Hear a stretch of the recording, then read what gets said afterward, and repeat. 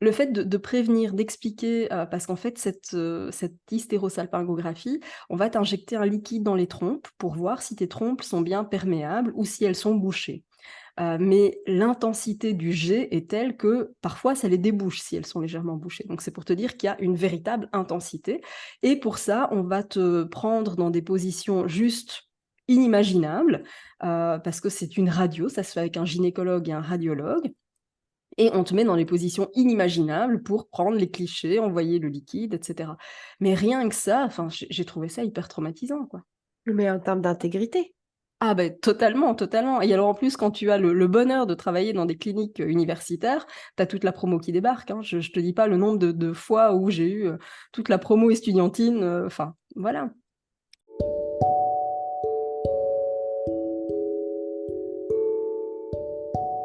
Bienvenue dans ce nouvel épisode où on va encore parler de résilience, de santé, de femmes fortes. Dans cet épisode de vraiment pépite, je reçois Mia Fievé qui est thérapeute, elle est coach et en fait elle accompagne les femmes dans leur parcours de PMA, mais également des professionnels. Elle a écrit d'ailleurs plusieurs livres, elle a un podcast aussi, Positive Mind Attitude, et elle vous délivre tous les conseils possibles pour vous accompagner dans le parcours PMA. Aujourd'hui, Mia, elle va nous parler de son propre parcours. Mais avant de parler d'un parcours de PMA, d'un point de vue médical, moi, ce qui me marque dans cet épisode, c'est le parcours de femme.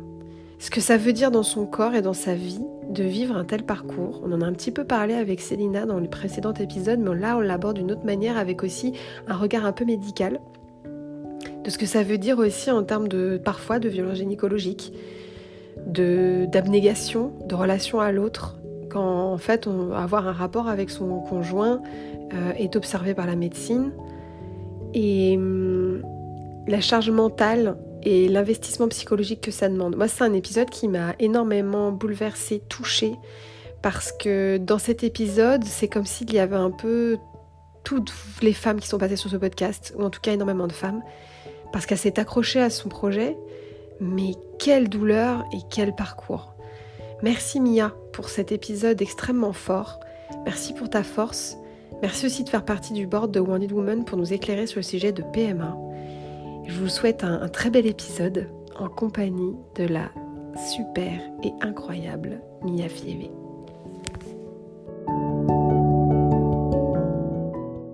Bonjour Mia, bienvenue dans le podcast. Salut Audrey, merci pour ton invitation, ça me touche énormément d'être ici avec toi. Ah bah alors moi je suis encore plus touchée parce que déjà tu es une super rencontre, tu es une femme super et que tu as une mission de vie qui me touche particulièrement donc vraiment merci beaucoup pour ta confiance. Alors est-ce que tu veux bien te présenter, à nos auditeurs et nos auditrices comme tu le souhaites? Voilà, je te laisse te présenter en quelques mots. Bien sûr. Alors donc je m'appelle Mia Fievé, je suis thérapeute, et je suis thérapeute surtout spécialisée en fertilité et pourquoi ça? Eh bien tout simplement parce qu'avant d'être thérapeute, je suis aussi une femme qui est passée par la PMA, une femme qui a été confrontée à l'infertilité pendant 4 ans et demi, et qui aujourd'hui est devenue maman et qui a compris beaucoup, beaucoup, beaucoup de choses dans son parcours et qui du coup a décidé d'aider les autres. Et donc voilà pourquoi j'aime dire que oui, je suis thérapeute, mais avant d'être thérapeute, je suis surtout une femme qui a connu aussi ce parcours et qui sait à quel point c'est compliqué. Et donc tu sais que sur le podcast, on parle de cicatrices et de résilience, qu'on dit qu'il y a pas de cicatrice sans super héroïne, non pas parce qu'on est des super badass, même si on l'est, mais parce qu'on met un pied devant l'autre chaque jour et on reste debout malgré ce qu'on vit. Est-ce que tu veux bien nous dire de quelle cicatrice tu veux nous parler aujourd'hui? Mais écoute, je vais plutôt te parler de cicatrices cette fois-ci, plutôt émotionnelles. Parce qu'évidemment, il y a plein de badass qui ont des cicatrices, physiques. Dans mon parcours, des cicatrices physiques, non, ça va, j'y ai échappé. Mais alors par contre, les cicatrices émotionnelles, elles ont été bien là, bien grandes, bien longtemps ouvertes. Et donc voilà, j'avais vraiment envie de partager ça avec tes auditeurs aujourd'hui. Ouais, je te remercie parce qu'en fait, tu as toi-même un podcast, que je pense les personnes, connaissent si elles sont, dans des parcours d'infertilité parce que voilà, tu as aussi écrit des livres et cetera. Tu es vraiment, une ressource phare, sur le sujet. Mais je pense que tu te livres pas forcément, toi, sur tes failles à toi dans ce parcours, forcément sur ce podcast. Peut-être que c'est l'occasion aussi pour tes auditrices et tes auditeurs de te connaître plus.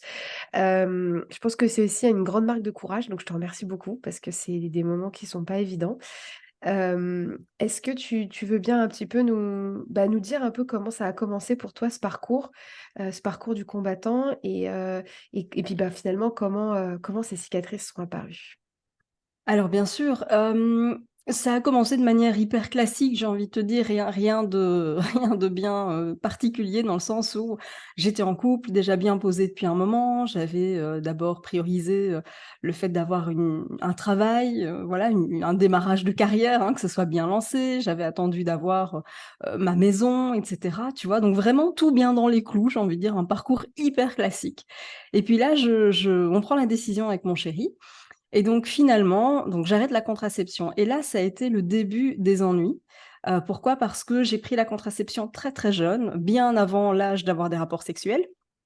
Et pourquoi j'avais pris la contraception? Tout simplement parce que j'avais des règles hyper douloureuses, hyper abondantes, mais à un point où ça m'empêchait de me tenir droite et voilà, certains jours, je manquais les cours, enfin, c'était très pénible, et je les avais parfois plusieurs fois dans le mois, je les avais parfois pendant 3 ou 4 semaines d'affilée, enfin, c'était, très, très compliqué et donc à l'époque, ben, on cherchait pas beaucoup plus loin et donc on m'a directement mis sous contraception. Et ça n'a fait que mettre un pansement sur une plaie ouverte, comme je dis toujours, parce que c'est masquer finalement, tout un tas de symptômes qui sont évidemment revenus, puissance 10 à partir du moment où j'ai arrêté la contraception. Et donc, on a commencé par chercher un petit peu ce qui se passait et puis assez vite, étant donné que j'approchais vraiment la trentaine, tu sais, en général, ça dépend des médecins, mais en général, une fois la trentaine, on se dit: «Bon, il faut y aller». Et donc du coup, j'ai eu une prise en charge qui a été assez rapide et ça, sur ce coup-là, c'est OK. Par contre, c'est les suivis, c'est, bah, vous revenez dans 6 mois et en gros, ça fera 60 €. On te donne des traitements, mais on t'explique pas exactement à quoi ça sert. On t'explique qu'à moitié comment les prendre, et du coup, on te dit: «Ah voilà, ça, vous prenez ça à partir du 15e jour du cycle». Ben oui, mais quand tu as pas un cycle normal, c'est compliqué. Ouais. Heu et parce qu'on présuppose que ton ovulation a lieu à J14, ce qui dans mon cas était absolument pas le cas, puisque j'avais parfois en plus des cycles, de plus de 100 jours, donc très compliqué. Et là, on a commencé par minimiser finalement ce que j'avais. On a minimisé, les douleurs, alors que franchement, je suis pas très chochotte au niveau des douleurs, donc quand j'arrive pas à me tenir droite ou à marcher, c'est vraiment qu'il y a un problème. Et puis quand, j'avais beau le dire et on me disait: «Oui, mais c'est normal d'avoir mal pendant ses règles». Oui, c'est ça, j'allais te demander quelle était la réponse du soignant quand tu disais ça? Parce qu'en fait, pour l'avoir vécu aussi avec mon endo, exactement ce que tu décris, tu es clairement incapable de tenir debout, de marcher. Tu pas du tout d'écoute ou d'accompagnement, c'était tout de suite balayé? Alors, j'ai un gynéco que j'adore et qui me suit depuis très longtemps, qui est vraiment super. Et pour autant, tu vois, malgré tout, donc lui était relativement à l'écoute de ses douleurs, mais à partir du moment où je suis rentrée en PMA, c'est des gens qui me connaissent pas, qui voient Ah 40 oui. personnes sur la journée et du coup, là, c'est plus trop pris en compte. Donc ça, c'est une première chose. Deuxième chose, c'est que, on a assez vite diagnostiqué un syndrome des ovaires polykystiques. Et là, c'est assez systématique, c'est en gros, ce n'est qu'un SOPK. Et non, c'est pas que un SOPK. Parce Mais qu'il faut te mettre dans une case.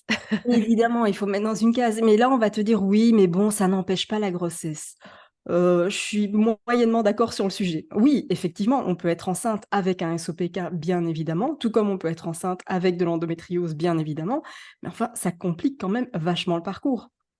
Déjà de base, parce que là où tu as approximativement 12 chances par an, de mettre en route une grossesse, quand tu as un SOPK et que tu as des cycles de plus de 100 jours, bah, de 12, tu passes à 3 possibilités sur une année. Donc Ouais, forcément, ça te rallonge tout ça, avec un délai considérable et au-delà de ça, tu as une ovulation qui est de moins bonne qualité, tu ouais. as parce que environnement inflammatoire et cetera. Donc ça te complique énormément la mise en route de cette grossesse. Donc non, ce n'est pas qu'un SOPK. Et donc finalement, ce parcours finalement d'errance médicale, parce que figure-toi qu'on m'a mise dans la case des infertilités inexpliquées pendant 4 ans et demi, parce que mes taux étaient bons, tout allait bien, j'avais même des scores au-delà de la moyenne et donc on me disait: «Ah, tout est parfait chez vous». Oui, tellement parfait que finalement j'ai quand même dû passer par la case de fécondation in vitro. Il m'en a fallu 2, que la première a terminé en hyperstimulation et j'étais à 2 doigts de l'hospitalisation, hein. Je suis restée 3 semaines chez moi alitée à ne pas pouvoir porter plus d'1 kilo.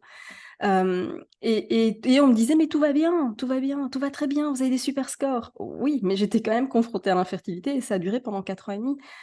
Et je pense que ça aurait mis bien plus longtemps si j'avais pas repris les choses en main moi-même de mon côté, en me disant: «Bon maintenant stop, ça suffit quoi, ça suffit». C'était vraiment trop.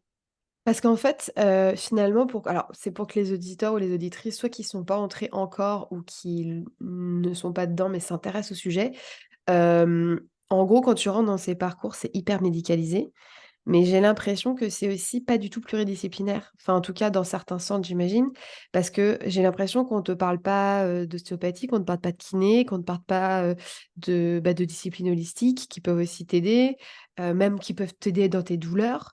On ne parle pas de nutrition. Enfin, j'ai l'impression qu'en gros, on te dit tu as des bons scores en perf médecine médicale, mais qu'en fait, on ne prend pas en compte ton corps dans son ensemble. C'est à ça que tu as été confronté, c'est ça?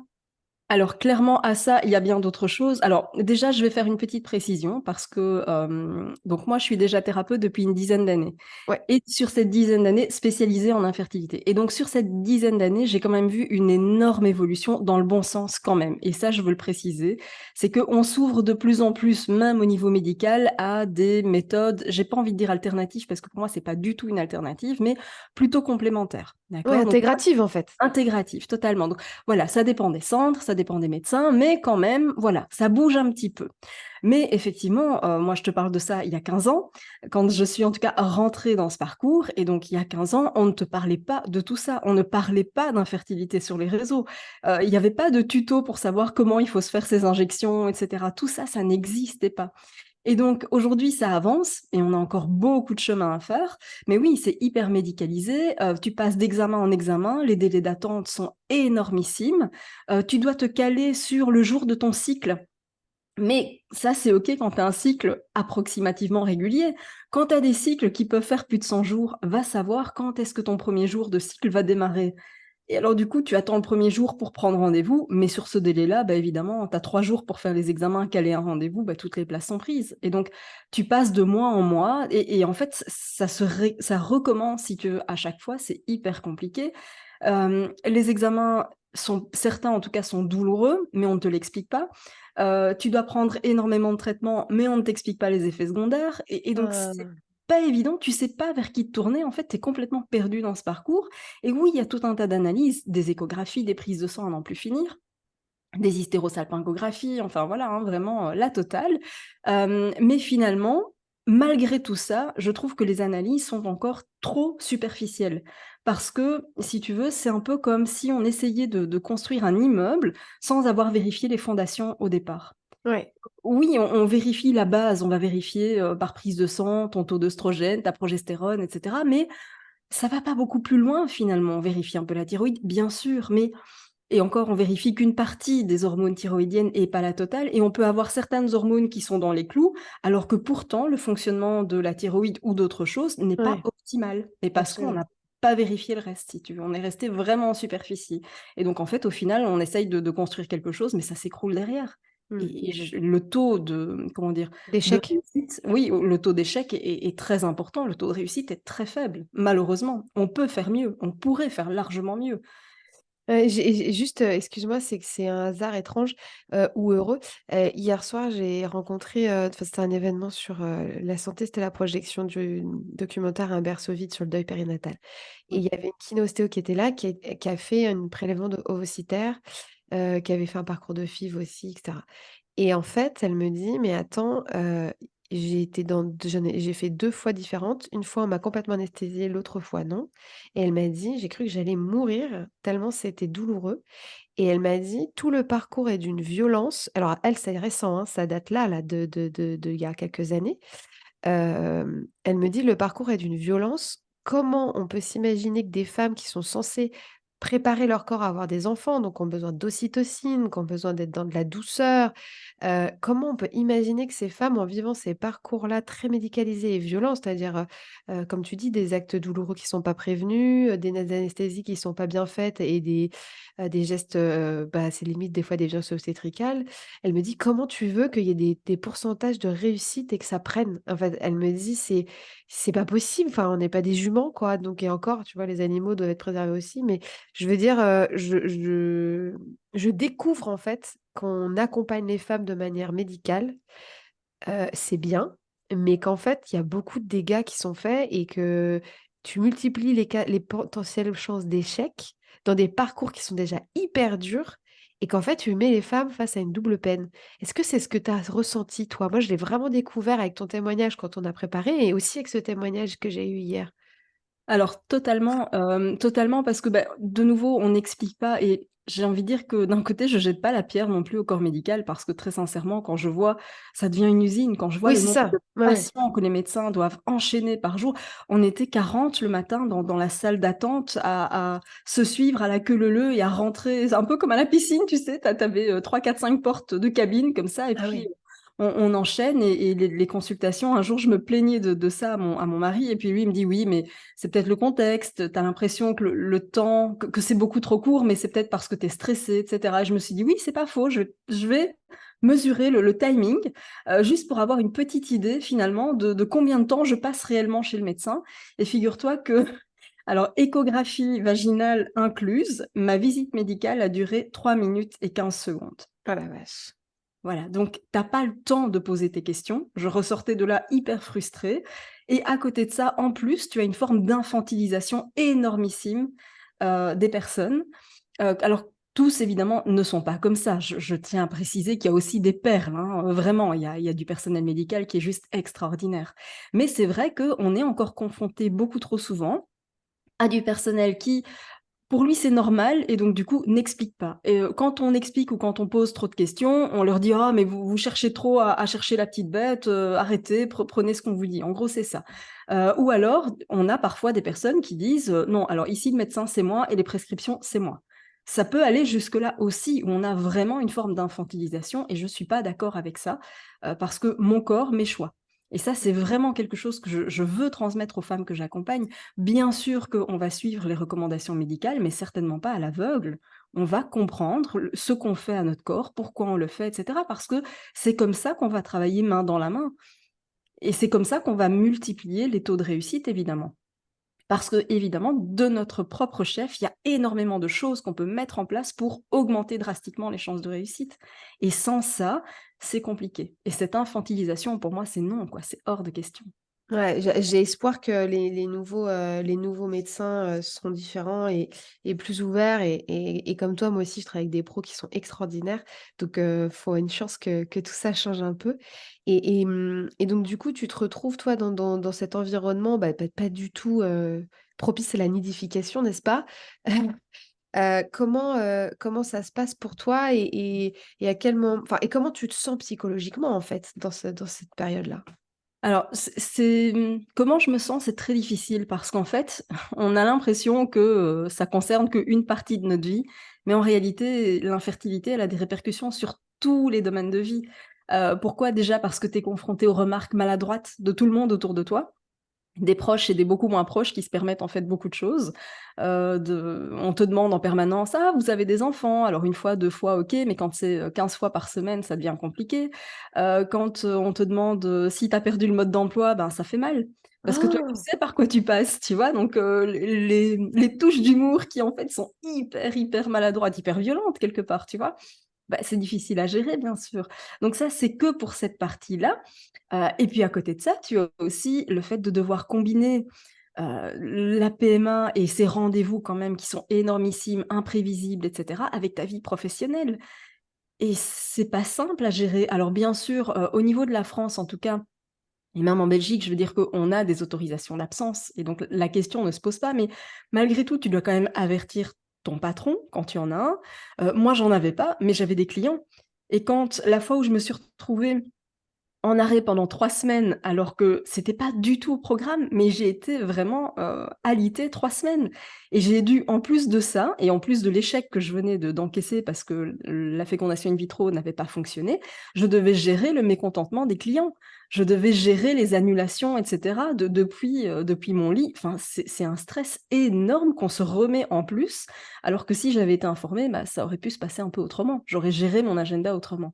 Et puis à côté de ça, il faut pas oublier le couple qui trinque parce qu'évidemment, tu suis ton ovulation de près. Parfois, tu as des recommandations où on te dit, bah, en gros, il faut, par exemple, faire ce qu'on appelle le test de 1 heure. Donc c'est un test post-coïtal et donc le nom dit bien ce qu'il dit. Donc tu as, un jour programmé, 1 heure programmée pour avoir un rapport et tu dois te retrouver dans l'heure pour observer finalement la mobilité des spermatozoïdes dans la glaire cervicale.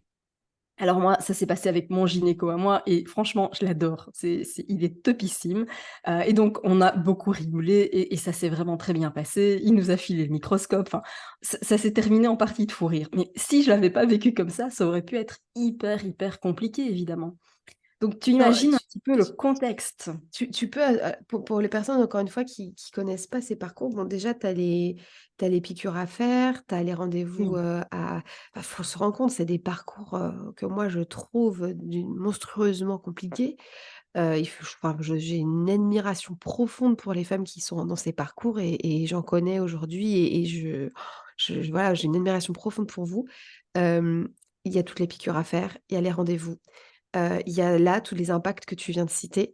Heu, enfin, on est quand même d'accord que ce que tu viens d'expliquer est quand même enfin, d'un coup, la médecine entre dans ta chambre. Enfin, je veux dire, quand on te dit, «Il faut faire un test dans l'heure, où tu as eu un rapport», enfin, putain, il faut quand même que le couple, il soit accroché, quoi.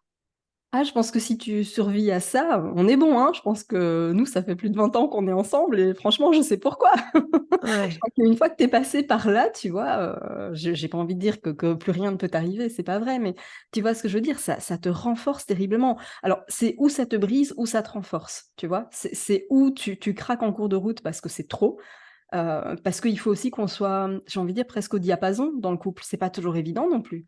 Il y a parfois une incompréhension qui s'installe parce qu'évidemment, on est shooté aux hormones, donc on n'est pas forcément les plus faciles à vivre à certains moments du cycle. Mais parce que les hormones travaillent, il y a des dosages qui sont, des dosages juste énormissimes. Et puis voilà, nous, on va ressentir le moindre symptôme, le moindre petit truc dans notre corps, on va le sentir. Nos chéris, pas forcément, évidemment. Eux, dans leur corps, il y a rien qui se passe et ils ont parfois un décalage entre: «Oui, je vois bien qu'il y a des injections» et vraiment ce qu'on ressent. Il y a une différence énormissime qui peut s'installer. Alors si le dialogue est là, qu'on arrive à en discuter, qu'on arrive à expliquer et cetera, oui, ça peut, mais n'oublions pas que chacun a son stress du quotidien, les ennuis familiaux, les soucis peut-être médicaux de proches et cetera, en plus à gérer. Enfin, voilà, c'est un énorme poids qu'on vient nous mettre et en plus avec une injonction de: «Arrête d'y penser, hein, c'est parce que tu y penses trop». Tu vois? Il y a ce côté où on vient en rajouter une couche de culpabilité, franchement, dont on se passerait bien. Donc tout ça est effectivement hyper compliqué à gérer et juste, c'est vrai pour préciser pour les personnes qui ne sont pas encore dans ce parcours, qui ne connaissent pas, c'est vrai qu'il y a plusieurs niveaux. Il y a les premières étapes où, bah, ce sont des rendez-vous, où déjà on est angoissé à l'idée de savoir ce qu'on va pouvoir nous diagnostiquer ou pas et cetera. Le diagnostic en lui-même qui parfois est pas toujours agréable quand il a lieu et puis à côté de ça, il y a aussi, les examens. Moi, je me souviens de l'hystérosalpingographie où on m'a dit: «Ah oui, en gros, on va juste vous mettre du liquide dans les trompes et puis voilà». Donc moi, j'y suis allée, la fleur au fusil, mais on m'avait pas dit que selon la position de l'utérus, ça peut être un examen juste, invivable ou insupportable, on m'a rien donné. Alors je sais qu'aujourd'hui on donne un peu plus, un calmant ou ce genre un antidouleur ou voilà, on donne quand même un peu plus de choses aujourd'hui. Moi à l'époque on m'a rien donné, j'y suis allée vraiment, la fleur au fusil et j'ai fait un malaise dans la salle et j'y Ouais. suis allée seule et donc j'étais en voiture toute seule et j'ai dû reprendre le volant après toute seule et enfin, on m'avait pas dit et si on me l'avait dit, bah, je me serais fait accompagner, je me serais organisée autrement, tu vois? Ouais, bien sûr. Le fait de prévenir, d'expliquer, parce qu'en fait cette hystérosalpingographie, on va t'injecter un liquide dans les trompes pour voir si tes trompes sont bien perméables ou si elles sont bouchées. Mais l'intensité du jet est telle que parfois ça les débouche si elles sont légèrement bouchées. Donc c'est pour te dire qu'il y a une véritable intensité et pour ça, on va te prendre dans des positions juste inimaginables, parce que c'est une radio, ça se fait avec un gynécologue et un radiologue et on te met dans les positions inimaginables pour prendre les clichés, envoyer le liquide et cetera. Mais rien que ça, enfin, j'ai trouvé ça hyper traumatisant, quoi. Mais en termes d'intégrité. Ah beh, totalement, totalement et alors en plus quand tu as le bonheur de travailler dans des cliniques, universitaires, tu as toute la promo qui débarque, hein. Je te dis pas le nombre de fois où j'ai eu, toute la promo estudiantine, enfin, voilà. OK, ils doivent apprendre, hein, on est bien d'accord, mais voilà, c'est compliqué. C'est un parcours compliqué. Et dans ces parcours-là, tu as tout de suite, la proposition d'être suivi psychologiquement ou pas? Alors oui, je l'ai eu, c'est pas encore le cas dans tous les centres, et malheureusement, celle que j'ai eue, pour moi, m'a enlevé toute notion d'aide parce qu'elle était obligatoire. On m'a dit: «Pour pouvoir démarrer le parcours, vous êtes obligé de consulter un pédopsychiatre». Et en fait, ce côté obligatoire et ce titre pédopsychiatre, moi, je me suis imaginé qu'on allait quelque part évaluer ma capacité à rentrer dans ce parcours, en fait, et à devenir mère, et j'ai trouvé ça, mais hyper injuste. Au final, c'était quelqu'un de très adorable, mais bon, voilà, ça m'a pas aidé plus que ça, quoi.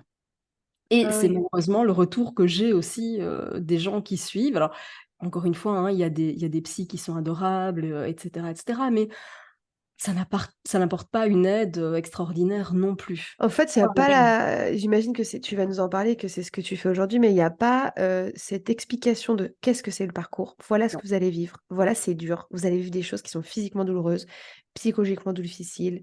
Vous allez peut-être, voilà, vous retrouver des fois dans des positions un peu compliquées parce qu'il faut qu'on puisse faire des clichés qu'on sait pas les faire autrement aujourd'hui, parce qu'en fait, c'est ça. Sinon, j'imagine qu'on nous imposerait pas ça. bien sûr. Ça va être des moments qui sont compliqués. Accrochez-vous à votre projet, on est là pour en parler, quoi. En gros, ça existe pas, c'est ça? Non, Dans les alors parcours, je veux dire.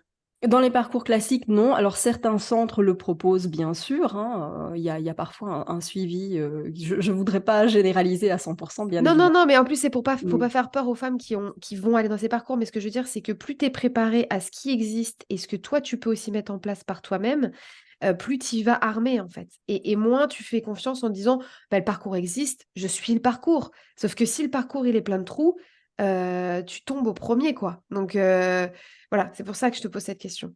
alors, ce parcours est loin d'être insurmontable, j'en suis la preuve, et énormément de femmes et de couples passent par là et ils s'en sortent, et ils s'en sortent très bien.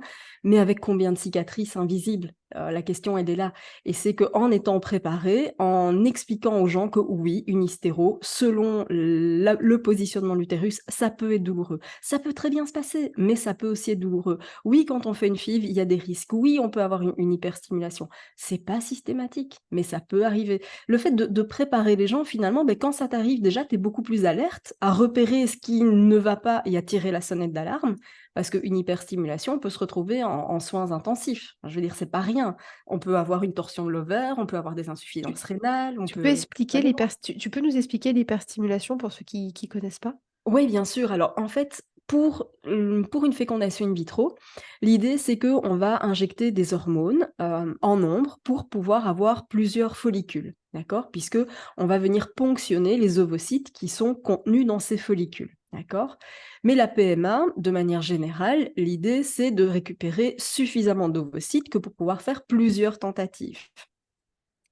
L'idée de base, je la comprends, mais dans la pratique, il se passe qu'on n'est pas suffisamment alerte à certains taux. En tout cas, tous les centres ne sont pas suffisamment alertes à certains taux, et à certaines pathologies, qui fait que quand on est atteinte, par exemple, d'un SOPK, on a plein de petits follicules, mais qui vont pas forcément à maturité. Mais en attendant, on en a déjà plein.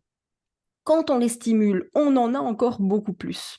Ah ouais. Donc, qu'est-ce qui se passe? C'est qu'avec l'injection de ces hormones, en général, quelques jours après la ponction, eh bien, on finit par avoir de l'eau qui arrive dans l'abdomen, d'accord? C'est vraiment une réaction du système qui se met en place, un peu comme on pourrait avoir un épanchement de synovie après un choc dans un genou, par exemple, tu vois? D'accord, OK. On a de l'eau qui arrive, qui arrive, qui arrive, qui arrive, mais à un point tel où moi, j'avais un ventre de 4 mois de grossesse approximativement, alors qu'il y avait rien, ce n'était que de l'eau, et en fait, on peut avoir des problèmes respiratoires, ça peut vraiment aller très loin, et comme, si tu veux, les trompes, l'utérus, et cetera, n'est pas censé, totalement flotter comme ça à ce point avec le liquide. On peut avoir ce qu'on appelle vraiment une torsion de l'ovaire, donc ça peut aller très, très loin. Si l'eau monte trop au niveau de l'abdomen, ça peut engendrer des problèmes respiratoires, des problèmes rénaux, et cetera, donc c'est Comment hospitalisation. et comment elle s'en va cette eau? Alors elle s'en va, alors parfois il y a des traitements, parfois elle s'en va tout simplement spontanément avec, un peu de temps. Donc, c'est repos maximum, on est alité, alors parfois hospitalisé, hein, ça dépend. Hem, Souvent, donc elle va partir spontanément parce qu'il y a différents stades, mais dans la majorité des stades, ça s'en va spontanément. Mais ce qu'il ne faut surtout pas, c'est avoir un transfert dans la foulée, un transfert d'embryon. Ah bah Pourquoi? oui, bien sûr. Mais c'est ce qu'on m'a fait. On m'a Oui, alors, transféré, oui, bah, alors vas-y, parce que du coup, on est hein, parti sur les explications, parce qu'avec la casquette professionnelle, excuse-moi. Du coup, oui, évidemment. oui, vas-y, poursuis pour ton parcours, évidemment. Vas-y, Ah vas-y. non, mais c'est en lien, c'est parce que tu vas voir que en fait, normalement, on n'est pas censé avoir de transfert. Pourquoi? Parce que quand on a un transfert qui fonctionne, quand le bébé s'implante, on a un taux de bêta-HCG, c'est l'hormone de la grossesse, qui va monter évidemment et qui, normalement, est quand même censé monter très vite. Et ça va entraîner une réaction. Donc, j'ai presque envie de dire, dans la catastrophe et dans le malheur de ce moment-là, ben, finalement, le transfert, moi, ne s'est pas accroché. Avec le recul, je me demande encore comment ça aurait pu s'accrocher dans un contexte pareil. Mais si malheureusement ça s'accroche, je dis malheureusement parce que là, le risque est encore plus important. Et donc quand c'est comme ça, il faut vraiment laisser au corps le temps de récupérer. Et puis une fois qu'on a récupéré, on envisage un transfert sur un cycle, 2 cycles, 3 cycles plus tard. Mais souvent, voilà, on ponctionne et hop, on fait un transfert. Et c'est catastrophique pour le corps, évidemment. Donc tu vois, on peut aller jusque-là et donc le fait de le savoir à l'avance, alors je sais qu'il y a des centres qui sont très vigilants, bien sûr et heureusement, mais malheureusement, c'est pas encore le cas, de façon systématique et oui, il y a tout un tas de choses et donc au niveau émotionnel aussi, je te dis pas tout ce qui peut se passer par la tête, quoi. Ouais, pour être un peu éclairé, quoi, être capable d'avoir un jugement, d'avoir une compréhension de ce qui se passe et de Bien dire: sûr. «Non, on le fera pas maintenant», quoi. Et donc ça, c'est ce qui t'est arrivé quand tu as été alitée 3 semaines? C'est ça. Donc, D'accord. moi, j'ai eu cette hyperstimulation. Elle était à la limite de l'hospitalisation, mais j'étais pas fan du tout d'être hospitalisée. Donc, on m'a dit: «Bon, OK, vous pouvez rester chez vous, mais sous surveillance» et donc, je pouvais même mon ordinateur, je pouvais pas le porter, en fait. Il était trop lourd. C'est plus Ouais. d'1 kilo, je pouvais pas porter ma bouteille d'eau, je pouvais pas la porter.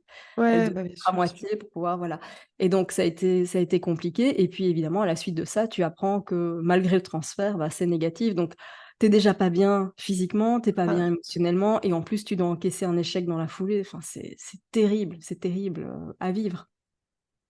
Et comment tu as la force de recommencer? Parce que ça, c'est dingue aussi, c'est la résilience de se dire: «Je vais», c'est dire, moi, ça me fait penser des fois aussi au deuil périnatal, quoi. Les femmes qui disent: «Mais moi, je veux refaire un enfant tout de suite». Comment tu as cette force, cette espèce de pulsion de vie qui te dit: «Je recommence», quoi? Alors c'était assez rigolo parce que, en fait, pourquoi je dis que c'est assez rigolo? Parce qu'au moment de la ponction, juste pour info, ils m'ont ponctionné 39 ovocytes, hein. Normalement, Oh la on en ponctionne en moyenne entre 6 et 12. C'est une moyenne générale. On peut en avoir moins, on peut en avoir plus, bien sûr, mais en moyenne, c'est entre 6 et 12. Moi, j'étais à 39, donc c'est pour te dire que l'hyperstime, elle était bien, bien comme il faut et j'avais dit au moment de la ponction, j'avais dit à mon chéri: «Regarde-moi bien, je sais pas quel sera le résultat, mais il y en aura pas 2 de ponction. Il y en aura qu'1». J'étais, Ah ouais. J'étais au bout du rouleau, quoi et je lui avais dit: «C'est terminé, il faut que ça marche parce qu'il y aura pas de deuxième ponction». Bon, finalement, le score était tellement élevé qu'il y avait pas eu besoin d'avoir une deuxième ponction. Ça, c'était la bonne nouvelle quand même. Hem, mais voilà, c'était tellement difficile, tellement douloureux que, bon, c'était compliqué. Hem, à la suite de cet échec-là, alors en plus, oui, ça, c'est quand même un élément que je dois préciser. L'échec de la FIV, elle a eu lieu un 14 décembre. Et en fait, j'ai eu le résultat le 14 décembre et pourquoi je le précise? Parce qu'en fait, c'est la date d'anniversaire de mon chéri et moi. On aurait à l'époque enfin, on fêtait à l'époque notre 9e bougie ensemble et donc tu t'imagines déjà le scénario que tu te fais en te disant, «Ça a marché, je vais avoir le résultat le jour de notre anniversaire, je lui ferai le plus beau des cadeaux». Enfin, tu vois, tu es parti dans tout un tas de projections évidemment parce que tu y vois là une date symbolique et plein de choses et évidemment ton monde s'écroule quand tu apprends que c'est pas le cas. Donc c'est très compliqué. Et puis après, je pense que tu rebondis et tu passes au-dessus parce que finalement, ce besoin, cette envie d'avoir un enfant, elle fait partie de tes besoins primaires quelque part, tu vois? Elle est vraiment engrammée, très, très fort, presque au même titre que, de boire ou d'avoir de la lumière du jour ou tu vois? C'est vraiment un besoin vital et donc quand ça a été négatif, moi j'ai dit: «C'est terminé, je veux plus rien savoir, c'est fini». Et puis je me suis, «perdue» entre guillemets un peu dans le travail et j'ai assisté à une conférence qui m'a amenée sous le couvert d'un truc hyper professionnel, puisque j'étais déjà thérapeute, à être en contact avec tout un tas d'autres thérapeutes, mais sur des sujets sur lesquels moi j'étais pas hyper, branchée. J'étais avec, tout un tas de thérapeutes branchés en médecine traditionnelle chinoise et cetera. Et là, j'ai Et découvert ouais. tout un monde, tu vois? Des choses parallèles, je découvrais les liens entre le corps, l'esprit, la globalité, enfin, c'était presque magique. Et je me suis dit, tiens, intéressant. Et alors, je me retrouve avec eux, mais on ne se connaît pas, on ne s'est jamais vu, on ne sait pas qui on est. Et on a tiré au sort pour se retrouver. En fait, on devait faire des sous-groupes. D'accord, on était, je sais pas, 20-25, et on devait faire des sous-groupes de 4 personnes. Et en fait, dans le groupe de 4 personnes, que j'ai pioché, je précise, hein, le hasard, j'ai pioché. Voilà. Chacun piochait des noms pour se retrouver dans le groupe. Je me suis retrouvée avec une femme qui n'avait pas d'enfant. Elle en avait pas. Elle avait essayé, mais ça n'avait pas fonctionné, mais elle était très heureuse comme ça. Je me suis retrouvée avec une femme qui avait essayé, n'avait pas réussi, et mais du coup était passée par l'adoption. Et je me suis retrouvée avec une femme qui, elle, avait été passée par le parcours de FIV et avait une fille de 2 ans. Et puis il y avait moi au milieu, complètement perdue. Incroyable, tous les cas de figure presque. Tous les cas de figure. En fait, je me suis retrouvée finalement à une croisée de chemin, à me dire, ben, en fait, voilà, tu as les différentes possibilités. Et j'ai trouvé ça, mais juste magique. Tu vois, C'est incroyable, ouais. c'est dingue parfois là où la vie t'amène. Tu te dis, bon, ok. Et en fait, à la suite de ça, j'ai dit, ok, je reprends le parcours en main et je vais recommencer, mais à ma façon cette fois. Et j'avais dit, c'est terminé, suivre comme ça les recommandations, c'est fini. Moi, je vais mettre tout ce qu'il faut en place de mon côté. J'ai tout changé au niveau émotionnel. J'ai tout changé au niveau physiologique. J'ai fait un tri de dingue dans tout ce qui est perturbateur endocrinien, les placards, etc. Tout y est passé. Et j'ai vraiment eu à cœur de dire, OK, ça va être maintenant à ma façon. Je vais comprendre ce que je fais, pourquoi je le fais, comment ça marche. Et donc moi qui n'avais plus de cycle, enfin qui n'avais jamais eu finalement de cycles vraiment normaux, je me suis retrouvée à avoir des cycles de 28 jours, tout pile. Ça fonctionnait. Et en 3 mois, j'ai dit, OK, maintenant on retente. Mais par contre, ça va être à ma façon parce que j'ai plein de déplacements professionnels et je pourrais pas faire tous les contrôles. Est-ce qu'on est OK? Et finalement, le centre m'a dit, bah, on sait pas, mais on veut bien tester. Et j'ai dit, OK, mais puisque j'ai tout ce qu'il faut, que mon cycle est naturel, je veux plus de traitement. Ah oui. Est-ce que vous acceptez? Et ils m'ont dit, OK, on va voir ce que ça donne. Et finalement, j'ai réussi à faire un transfert sur un cycle totalement naturel. Et donc, en 3 mois de temps, bah, mon fils a décidé d'arriver, de s'accrocher. Et donc voilà, cette réussite-là, elle était liée à ça aussi. Je pense que très sincèrement, si j'avais pas moi décidé de changer les choses, on aurait pu encore essayer pendant très longtemps. Et on aurait continué à me dire, comme on dit à beaucoup de femmes que j'accompagne, ah oui, c'est fantastique, c'est fantastique. Et puis à un moment donné, on me dit, on peut plus rien faire pour vous. Il faut aller en Espagne ou il faut aller en Belgique ou voilà, tu vois. Ah, Et donc, ça me met les larmes aux yeux pour toi. Je suis hyper émue. C'est incroyable, quoi. C'est fou. c'est C'est chouette, hein. magique. C'est super. Mais en fait, je me dis non, c'est pas tellement magique. Alors oui, il y a ce côté effectivement avec ce groupe dans lequel je me suis retrouvée, où oui, clairement, ça a changé les choses. Mais à côté de ça, il y a surtout le fait aussi de te dire qu'est-ce que je décide de faire, qu'est-ce que je mets en place. Et à partir du moment où tu comprends comment ça fonctionne et où tu comprends que tu dois arrêter d'aller regarder un pixel détaillé, mais que tu dois prendre un peu de recul pour voir l'image en entier, ça change tout en fait. Et aujourd'hui, c'est un peu ce que je reproche dans ce parcours, c'est qu'on va analyser la pixelisation.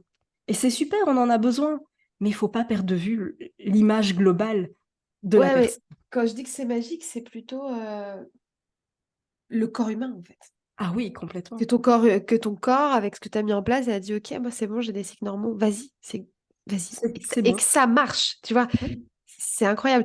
Et du coup, t'as ensuite, comment ça se passe pour ta grossesse? Tu as eu une grossesse suivie normalement? Est-ce que tu as des grossesses à risque? Ouais, je te vois Alors, qui. ouais, non. Alors, grossesse, bah, en fait, tu es suivi en général quand tu as une grossesse qui est consécutive à une PMA. Tu es quand même suivi dans ton centre PMA pendant les 3 premiers mois.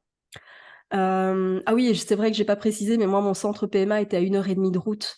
Aller, 1h30 de route retour. Donc ça aussi, il faut ajouter dans les détails, tu vois, concilier l'agenda, la vie privée, etc. C'est très compliqué.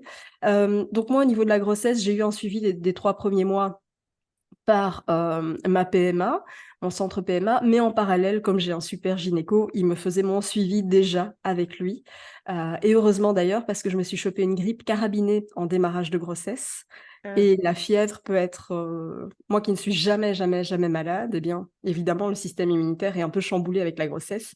Et donc, je me suis chopé une fameuse grippe comme j'en ai jamais eu. Et donc, heureusement, il a réussi à couper la fièvre pour qu'elle ne monte pas trop et que bébé reste accroché. Donc voilà, j'ai eu un super suivi à ce moment-là. Par contre, ce qu'il faut savoir, c'est que moi, j'ai eu une hyper-MS gravidique. Ah, Donc ça veut dire qu'en fait, bah, j'ai vomi à partir des 3 semaines de grossesse jusqu'à la fin. Oh là là. jusqu'à 3 jours post-accouchement. Et donc Ah pendant là là. l'accouchement, je poussais en bas et ça repassait en haut. C'était fantastique. Ah ouais, ça, je savais pas que pour moi, c'était jusqu'à l'accouchement. Donc, en fait, tu continues à être malade Ouais. même pendant ton accouchement. Parce qu'en fait, t'avais pas assez trinqué, en fait. Mais oui, je n'avais pas assez. T'avais pas assez été résiliente, t'avais pas assez déjà pris sur toi. C'est ça. Et est-ce que, bon, donc grossesse compliquée, j'imagine, c'est dur à vivre. Enfin, c'est, ouais. Ah, mais quand tu te vomis dessus en voiture, tu sais, c'est compliqué. Ah, ah oui, Ah bah oui, ouais. ça te prend comme ça et c'est 10, 15 fois par jour. Donc voilà, et quand moi j'étais déjà travailleur indépendante, donc si je travaille pas, je gagne pas ma vie. Et à l'époque, j'étais pas encore comme je le suis aujourd'hui. Et donc voilà, si je ne prestais pas ma journée, voilà, auprès de mes clients, etc., j'avais pas de salaire, mais je pouvais pas vivre 9 mois sans salaire, c'était pas possible. Mm. Ouais. Parce que la PMA, elle a un coût aussi, hein, elle a un fameux coût, donc elle m'avait bien mise dans le rouge jusque-là.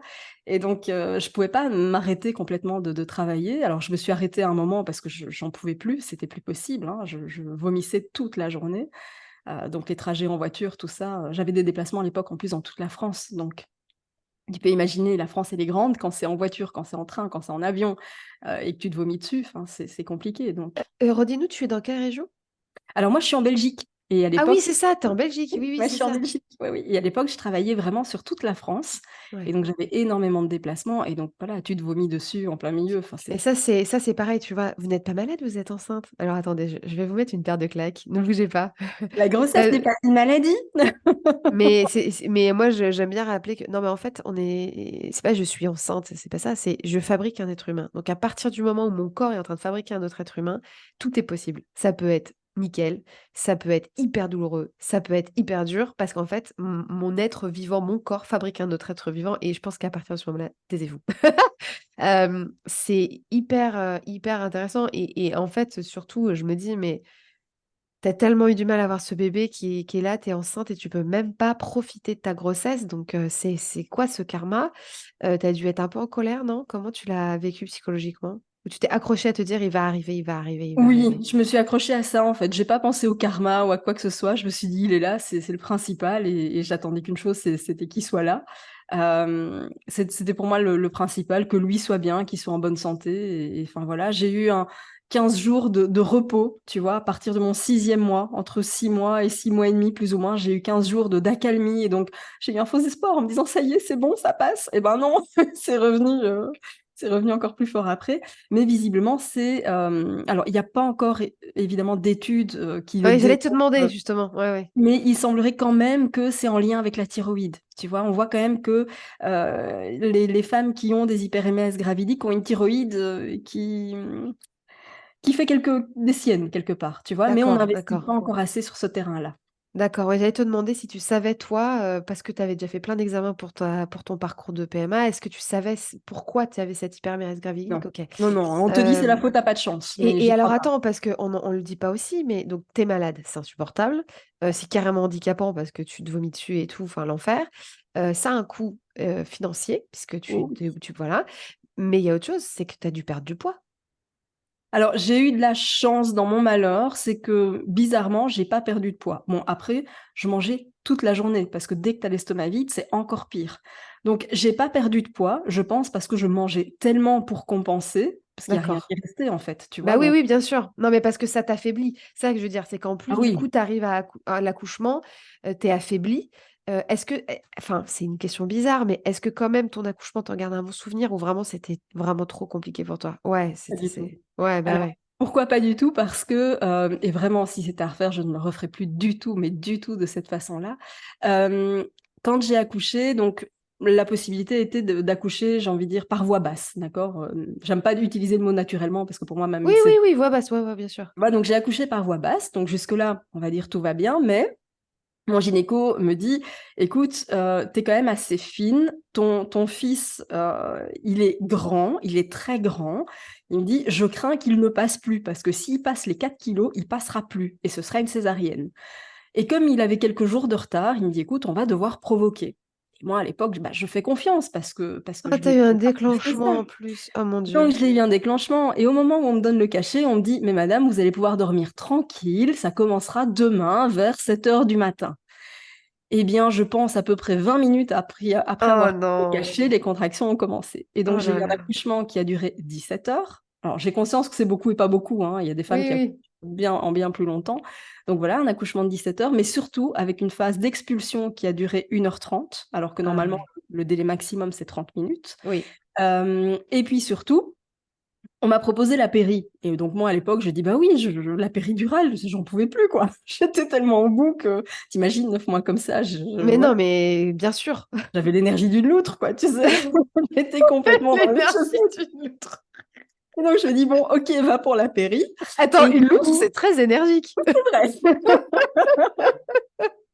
Et donc, je me dis, ok, va pour la péri. Le pauvre anesthésiste, il a attendu à peu près 1h30 dans mon dos avec la seringue prête pour piquer parce que les contractions étaient tellement intenses qu'elles ne s'arrêtaient pas et qu'il devait piquer entre deux contractions et qu'il n'y arrivait pas. Oui, puis tu vomissais.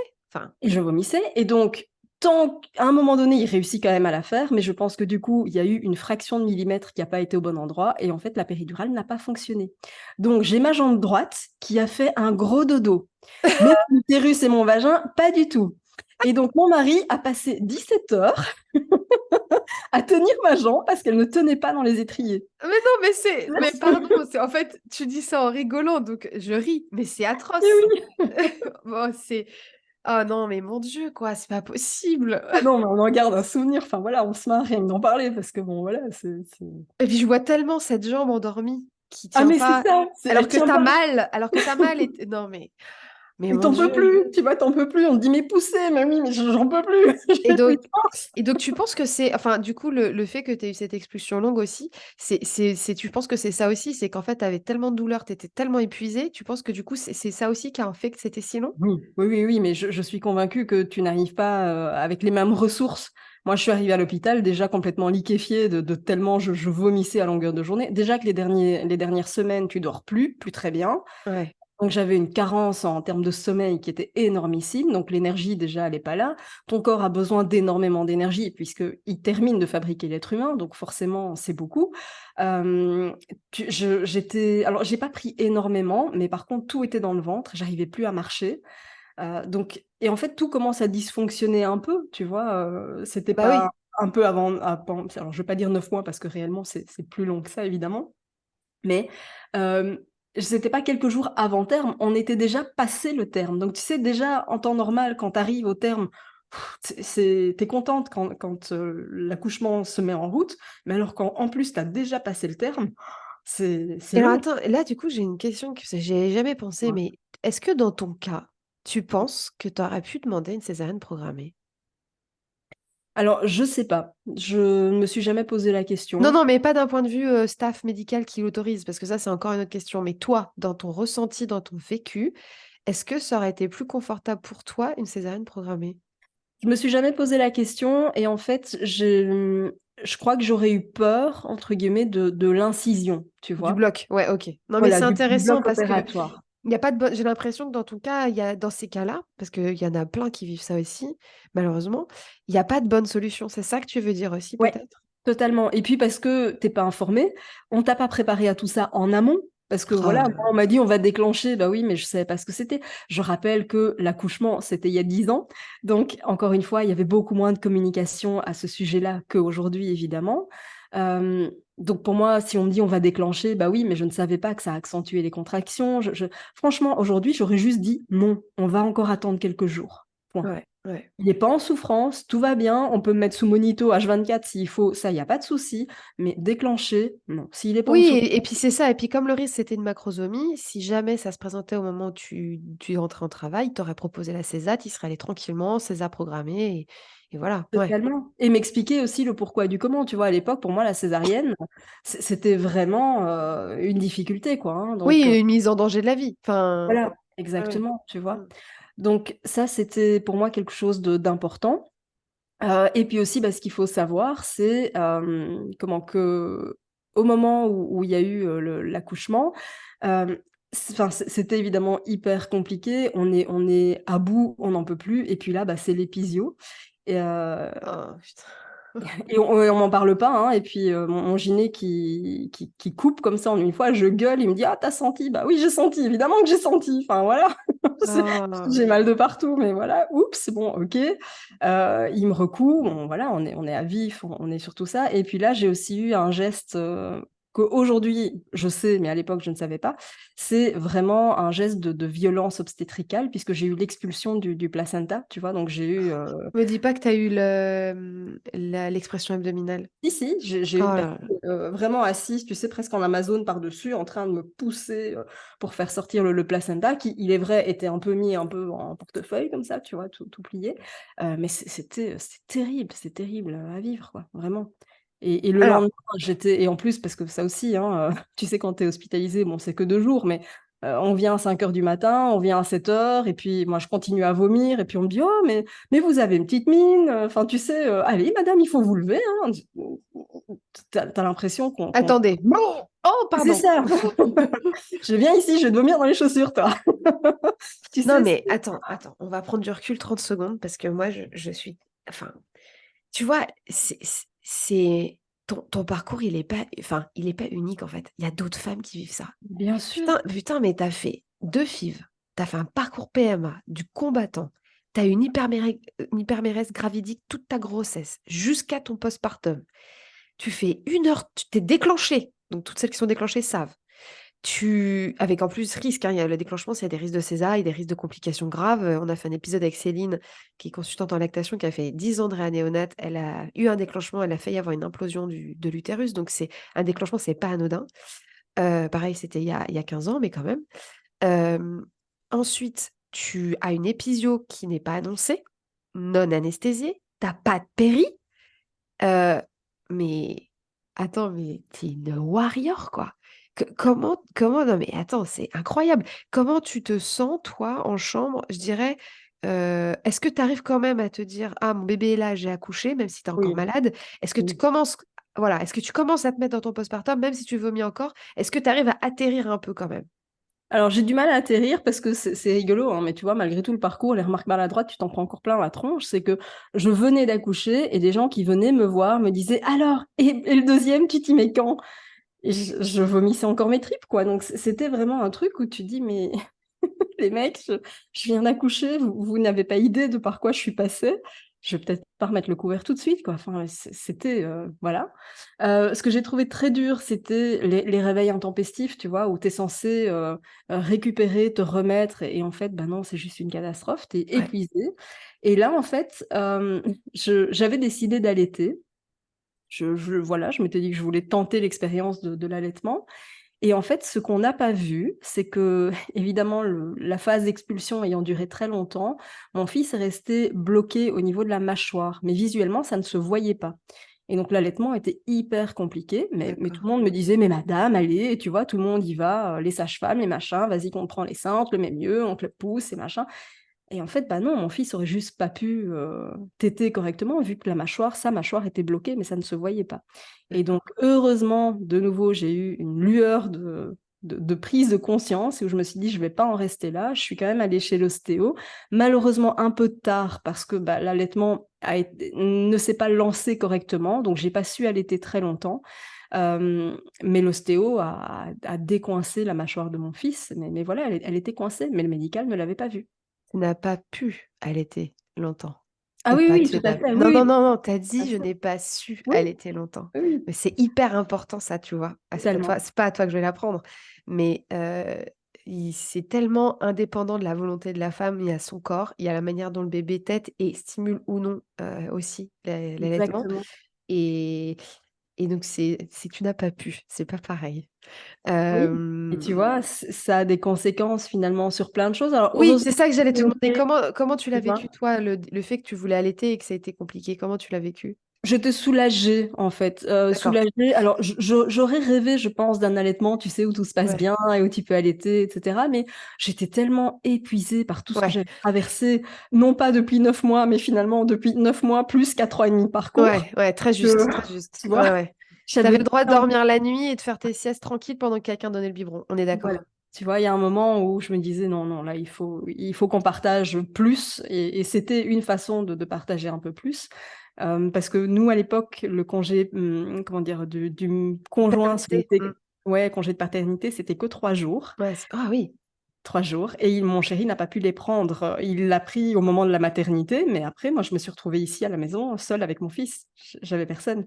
Donc c'était compliqué évidemment de trouver tes marques et cetera et donc la fatigue, elle est encore plus là. Je me souviens de soirs où il rentrait du boulot et où je lui mettais le petit dans les bras en lui disant: «Je dois faire pipi» ou «Je dois aller prendre ma douche» parce que j'avais pas su de la journée, quoi et ça Ouais. paraît inconcevable, mais c'est tellement vrai, tu vois? Dans la vie d'une jeune maman comme ça, quand tout est chamboulé, bah, il faut le temps de trouver ses marques, de savoir, Ouais, plus ta fatigue, comme tu l'as dit, oui, quoi. Tu ton Dieu. corps, et donc, comment ça s'est passé après, est-ce que c enfin, comment s'est passé ensuite, ta vie de maternité et ton rapport à ton travail, justement? Comment ça a changé des choses? Comment tu as évolué dans ta pratique professionnelle et cetera? Alors comme je l'avais dit, j'étais déjà thérapeute, mais pas forcément spécialisée en fertilité. J'étais thérapeute sur d'autres sujets qui concernaient notamment des traumas.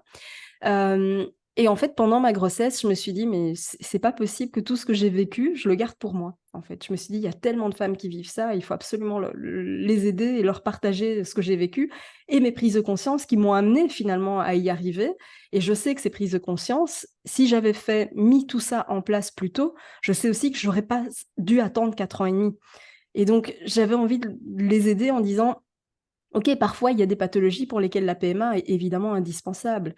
Ça, c'est une certitude et en même temps, je sais aussi qu'il y a énormément de femmes qu'on envoie en PMA alors qu'on aurait pu y arriver autrement et Ah donc je me oui. suis dit: «Je peux pas garder ça pour moi. Il faut vraiment que je sensibilise, que je partage les infos et que j'œuvre pour qu'il y ait une prise en charge globale et pas juste uniquement médico-médicale», j'ai presque envie de dire et encore trop superficielle. Alors, du coup, tu as écrit des livres, mais Oui. est-ce que tu as créé ce podcast magnifique, qui et on mettra toutes les ressources, mais, hem, qu'est-ce que concrètement tu as créé comme parcours pour les femmes? Alors en fait, Concrètement? j'ai créé un parcours qui leur permette déjà de comprendre que c'est normal d'y penser H24, hein, voilà. Le titre de mon premier livre, c'est parce que tu y penses trop, parce que cette phrase-là, j'en pouvais plus Bah de oui. l'entendre, donc voilà, clairement. Ensuite, j'ai écrit un deuxième livre qui est «Les montagnes russes de l'infertilité» parce qu'il y avait énormément de bouquins qui parlaient, finalement, oui, de la PMA, de ce que c'est et cetera, de témoignages, bien sûr, on en avait de plus en plus, mais on n'avait toujours pas de décryptage émotionnel de ce qu'on vit à ce moment-là et ça me tenait à cœur justement d'écrire un livre sur le sujet. Ça a été chose faite et en parallèle à tout ça, ce que j'ai, fait et bien, c'était de créer vraiment un programme d'accompagnement où on a en fait, un accompagnement sur 4 piliers et non pas juste un. Tu vois? Parce que souvent, en fait, quand on commence à se dire: «OK, j'ai des difficultés, bébé vient pas» et cetera, ben, on va se focaliser sur un pilier. Alors ça peut soit être le physiologique, ça peut soit être le médical, mais souvent on fait pas tout et donc dans l'idée, ça a été de se dire: «OK, on va parcourir, on va travailler les bases et donc j'ai mis un programme en place, en 4 piliers. Donc le pilier psycho-émotionnel, le pilier physiologique, le pilier médical dans le sens de la compréhension du médical, de qu'est-ce qui se passe, qu'est-ce qui m'attend, comment ça va se passer et cetera et cetera. Et puis le quatrième pilier qui est l'énergétique, qui est pour moi un pilier dont on parle encore trop peu et qui pourtant est super important et notamment je pense à tout ce qui est ostéopathie, acupuncture et cetera. Ça fait partie de cette dimension énergétique puisqu'on va remettre de l'harmonie au niveau du corps. Et donc en fait, ce que j'ai fait à travers ce programme-là, c'est que moi, pendant ce parcours, j'ai eu l'impression d'avoir tout essayé et finalement sans succès. Mais en fait, c'est parce que les choses n'avaient pas été faites dans le bon ordre. Si tu veux construire une maison, tu vas pas commencer par construire le toit. Tu vas commencer par, travailler au niveau du terrassement. C'est ce qui va servir à poser les fondations et puis tu vas assainir le sol et puis seulement on commencera à poser les premières briques et en fait, le parcours PMA, c'est on fait rien de tout ça. On commence directement à poser les briques. Mais en fait, si tu as pas de fondation, si tu as pas de terrassement, si tu as pas d'assainissement, il va rien se passer. Et donc l'idée, c'est de se dire: «On arrête de courir comme une poule sans tête, après la recette miracle qui va enfin fonctionner», parce que moi, c'est comme ça que je fonctionnais et je me rends compte que les femmes qui arrivent chez moi, bah, souvent, elles ont essayé plein de choses, mais pas forcément dans le bon ordre. Et donc Et l'idée, c'est de se dire: «On avance dans le bon ordre». Et alors, je veux pas, évidemment parler, dans ces termes-là, mais c'est quand même je suis obligée de te poser la question. Mmh. Les taux de réussite de ce Oui. programme par rapport à des femmes qui étaient en échec, voilà, comment Alors, ça est-ce que pour tu as donner voilà, c'est un oui, peu oui, bon, oui. c'est bizarre de faire une question comme ça sur un taux de performance, mais en même temps, c'est ce qu'on veut, c'est qu'elle tombe enceinte. Donc comment, quels sont tes taux de réussite, en fait, pour montrer que ça marche et que c'est bien un accompagnement intégratif et global dont on a besoin? Alors, pour pouvoir comparer ce qui est comparable, je vais donner aussi les taux de réussite des FIV et des inséminations. Oui. Donc les taux d'insémination, on est sur un taux de réussite en moyenne d'approximativement 13. D'accord? Donc c'est pas beaucoup. Quand on passe en fécondation in vitro, on monte un petit peu au niveau des chances parce qu'évidemment, hein, tout est mesuré, analysé, observé, et cetera. Et donc on arrive sur des taux de réussite qui sont approximativement entre 20 et 25. D'accord? Ça dépend toujours d'une année à l'autre, mais voilà, on est de manière générale dans ces taux de réussite. Ce C'est qui quand même reste très peu. on n'est quand même pas, voilà, sur des taux très élevés malgré tout, parce que c'est vrai que de l'extérieur, quand on se dit: «Tu qu'à aller en PMA» ou «Je vais aller en PMA», bah, on s'imagine que c'est la prise en charge qui va nous permettre d'y arriver. Et la réalité, elle est tout autre. Il y a quand même plus de 60 il y a pardon, plus de 59 des couples qui terminent un parcours PMA sans enfant. Donc c'est énorme. Je le précise parce que c'est vraiment énorme. Il y a énormément de couples qui arrêtent en plein milieu du parcours tellement c'est dur. Donc voilà, ça c'est vraiment au niveau des chiffres, des statistiques, qu'on a. Ce sont des statistiques qui sont publiées de façon officielle, hein, on peut les retrouver évidemment sur internet. Hem, Maintenant, dans les taux de réussite de mon programme, aujourd'hui, je suis à, je dis approximativement, et je vais expliquer pourquoi le approximativement, à 76 de réussite. Donc ça veut Ah, dire que 76 des femmes qui suivent mon programme sont enceintes dans les 12 mois. Alors, pourquoi je dis approximativement? Parce que j'ai des difficultés à avoir cette statistique en temps réel. Pourquoi? Parce que le parcours est tellement difficile que j'ai des femmes qui attendent d'avoir accouché pour m'annoncer leur grossesse. ah oui. Tu vois? Parce qu'elles ont peur qu'il se passe quelque chose à n'importe quel moment du stade, parce que Une espèce j'accompagne de pas. mauvais œil, qui va Oui. leur ouais, mmh. Oui, et puis parce que tu oses pas y croire, tu sais? J'ai accompagné des femmes qui avaient fait, de nombreux, arrêts de grossesse, tu sais? Ce qu'on appelle les fausses couches à répétition, et donc jusqu'à la dernière minute, tu te dis qu'il va t'arriver un truc, tu vois? Et donc voilà, ça arrive encore, et donc c'est pour ça que j'ai du mal de tenir des statistiques vraiment fiables en temps réel, mais parce que souvent il y a un décalage en termes de timing, parce qu'on m'annonce les grossesses parfois tardivement. Mais Ouais, mais c'est quand même voire je veux dire, tu aurais déjà rien que 50, c'est déjà le plus du double de ce qui se fait donc ça prouve que ton programme ou que, moi je dirais que des thérapeutes qui ont des problèmes similaires, en tout cas des approches intégratives, des soignants, peut-être même des soignants qui se mettent en réseau de maisons, j'en sais rien, tu vois, d'accompagnement ou qui se recommandent les uns les autres, j'en sais rien, tu vois? Mais je veux dire que cette approche intégrative, ça marche et bien sûr. c'est pas, tu vois, c'est pas du beau discours, ça marche vraiment.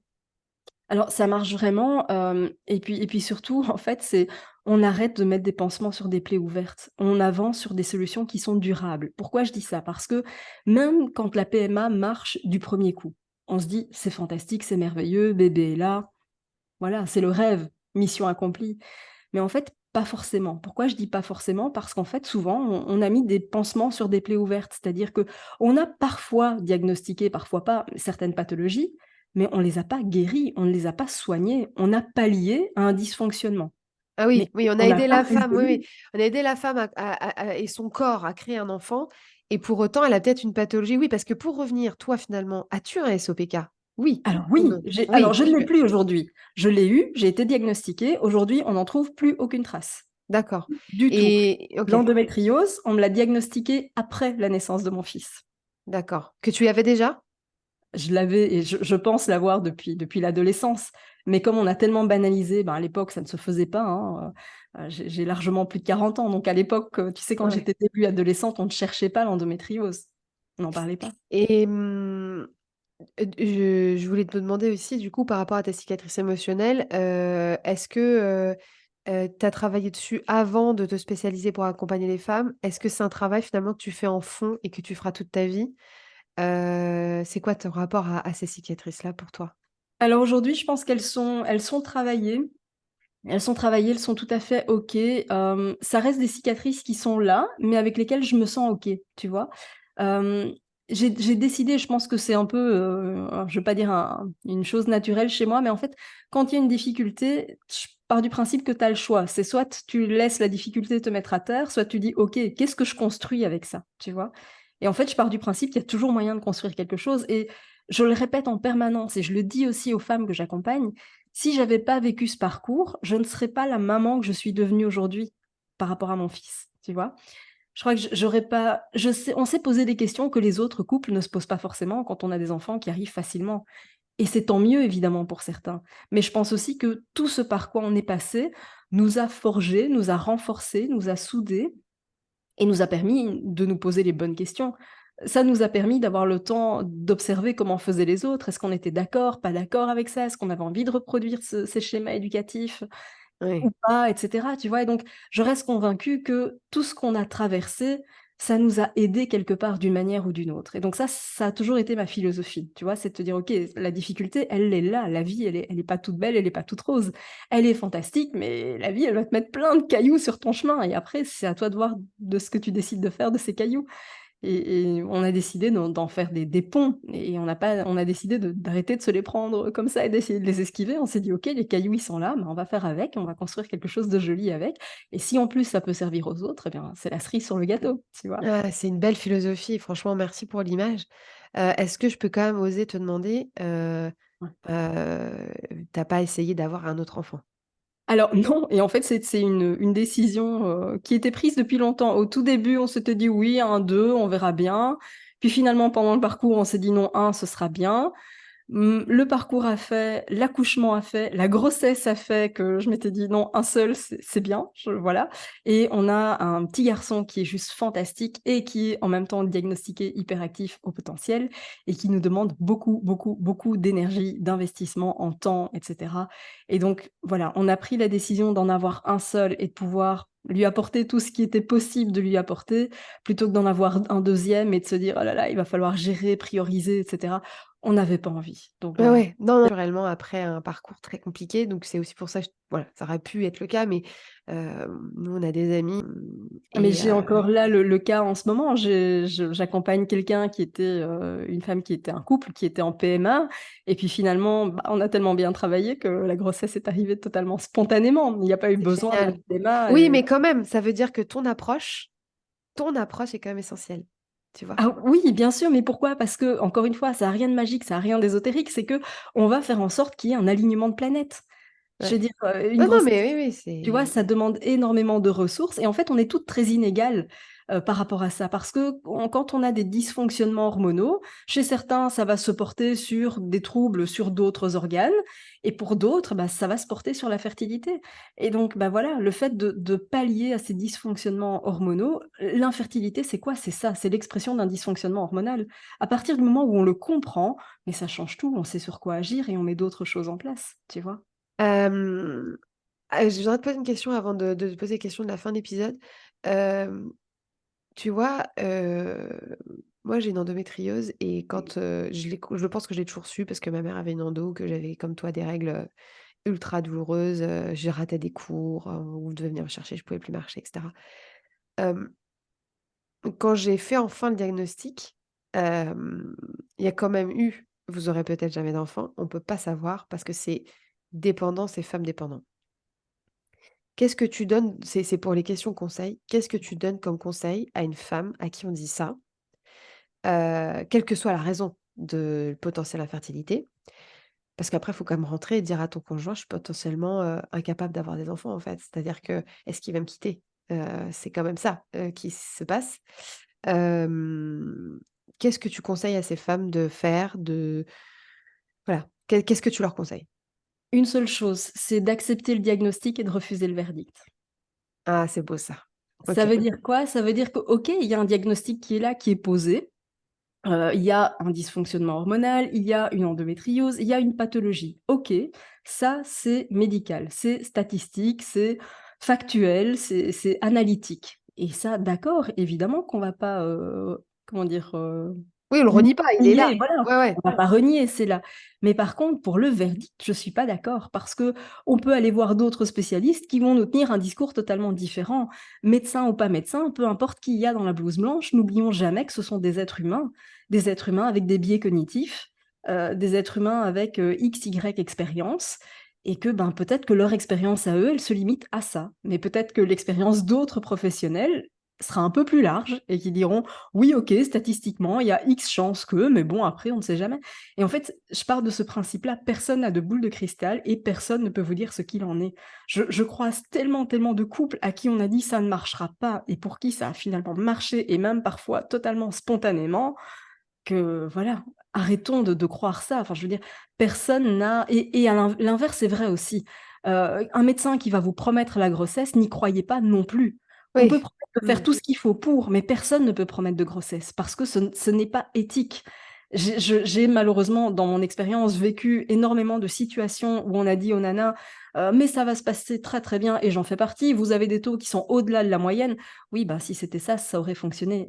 Et finalement, c'était très compliqué. Ouais, ok. J'accompagne des femmes à qui on a dit, ça va aller comme rien. Et puis finalement, à qui on dit, voilà, on doit s'arrêter à la deuxième tentative parce que ça ne donne rien et qu'en France, on ne peut plus rien faire pour nous. Ouais. Et on a perdu 5 ans de parcours, 6 ans de parcours. Euh, voilà, donc que ce soit dans un cas comme dans l'autre, on accepte le diagnostic, mais on refuse le verdict. Le verdict, vous êtes libre de le définir vous-même, en fait. C'est pareil pour les cas de cancer, c'est pareil pour plein de choses. Pourquoi certaines personnes à qui on dit, voilà, en gros, il vous reste 6 mois à vivre, et parfois, 10 ans plus tard, elles sont toujours là. Ouais, ouais, ouais. Oui, Personne n'a de oui. boule de cristal, tu Oui, vois. c'est ça. Après, il y a la réalité de la vie qui fait Bien que sûr. enfin, potentiellement, voilà. Mais il y a cette possibilité de demander un deuxième avis, il y a cette possibilité de mettre des choses en place. Ok, c'est super intéressant. Est-ce que tu as un autre conseil que tu voudrais donner aux femmes qui sont en parcours PMA, justement, dans des parcours d'infertilité? Quel conseil tu voudrais leur donner? Un conseil qui va sembler sans doute, j'ai presque envie de dire bateau, mais pourtant tellement essentiel, c'est apprenez à vous faire passer en priorité. Parce que souvent, on a tendance à se charger, se surcharger même, parce qu'on va faire passer les besoins, les envies des autres, le boulot avant. On va faire passer plein de choses avant soi. Mais en fait, si vous n'avez pas toutes les ressources nécessaires, ça va être compliqué de mettre en route une grossesse et de la mener jusqu'à son terme. Et donc, la chose vraiment prioritaire à faire, c'est d'apprendre à se faire passer en priorité. C'est pas de l'égoïsme. C'est juste que si on veut donner de l'eau à quelqu'un, on doit s'assurer d'avoir une carafe suffisamment pleine. Et en fait, je rencontre trop de femmes qui ont une carafe complètement vide et qui encore essayent de s'évertuer à donner à boire aux autres. Ça marche pas comme ça. Donc, on apprend à se faire passer en priorité, on s'écoute, on écoute son intuition, on écoute son cœur, ses ressentis, et on se fait passer en priorité. C'est pas être égoïste, pas du tout. Ah bah, c'est une super image, merci beaucoup pour ça. Écoute Mia, merci, franchement, c'était passionnant, c'était incroyable et puis vraiment, tu es vraiment une femme incroyable. Je vais mettre tes livres en ressources, ton site et cetera. Est-ce qu'il y a une autre ressource particulière, peut-être officielle, enfin, j'en sais rien, que tu veux mentionner, que tu penses être utile? Alors, je suis très Hem, active sur Instagram, donc si vous voulez m'y retrouver, ce sera avec grand plaisir. Donc, c'est PMA_positive mind attitude.